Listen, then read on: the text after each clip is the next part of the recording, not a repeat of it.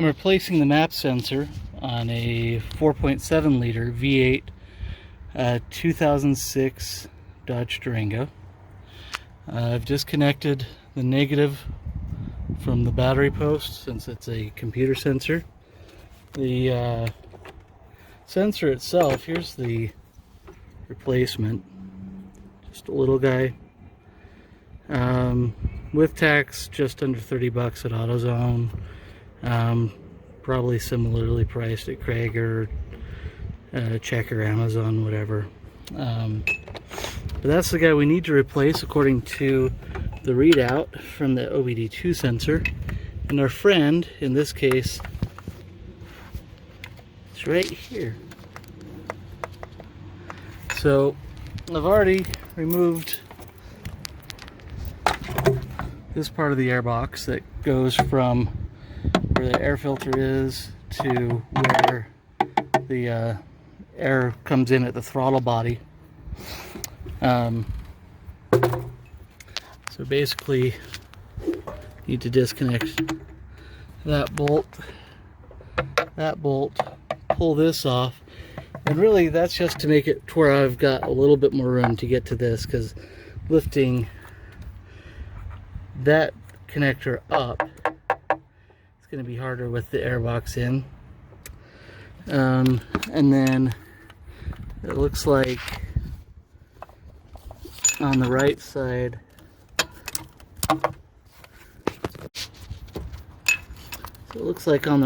it's just a post, but on the left side it's an actual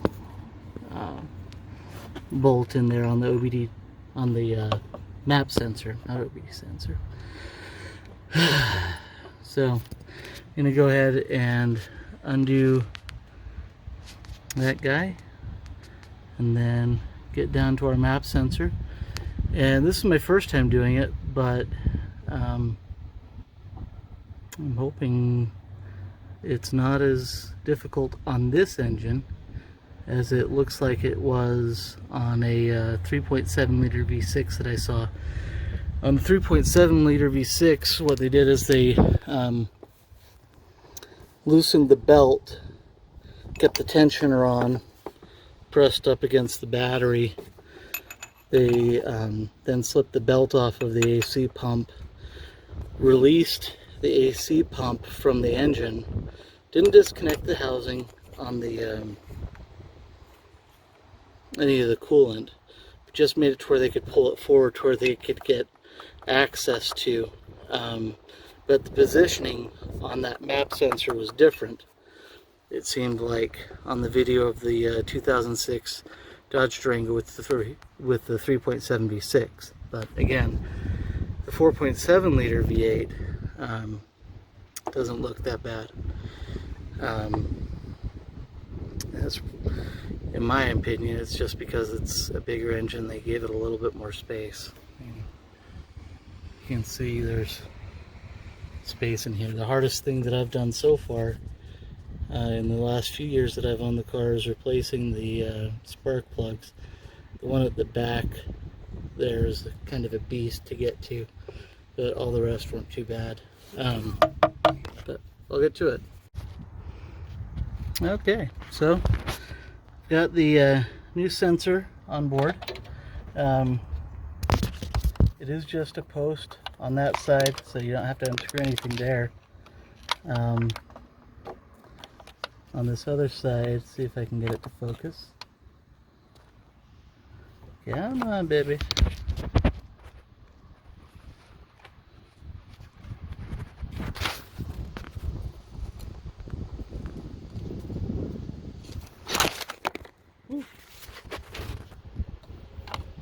But on this other side is a screw post.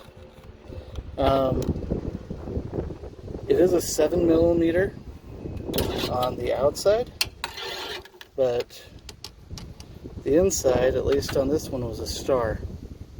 So putting it in was actually easier with the star. Largely because it wouldn't fall off the end of it, where it fell out of the 7mm pretty easily. So I had ended up needing to dig it out from those tiny crevices down in here, which was made a lot easier by my little magnet tool. I didn't have to put my fingers in there. So if you've ever been to AutoZone and they've said, oh, don't get those, or Checker or whatever, this little guy saved my knuckles.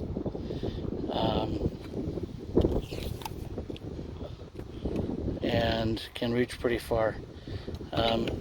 Don't use it very often, but in that case, it helped out. Maybe it'll help you out, maybe it won't. But now that I've got that reconnected, I'm going to show you, I didn't show earlier, but I didn't disconnect the sensor on the airbox here. Simply because, why? It's easier not to. So I'm just going to reposition this back on. This is my wire for my subwoofer, my power wire for it. I've got it just resting on the manifold box. So even though it looks right now like it's in front of this, don't worry, I don't keep it there. It's just where it is while that airbox isn't connected. So with any luck, we'll see a check engine light turn off and the surging go away. Now I did have a different car that had a reading that the OBD, I keep calling it the OBD, it had a reading that the map sensor had gone bad. It turned out that when I opened up my airbox to, well, remove the airbox to get to everything else to replace that map sensor, that the K&N air filter was really clogged. That's not the case in this instance, but it was in that one. So sometimes that sensor reading can be from other fun things.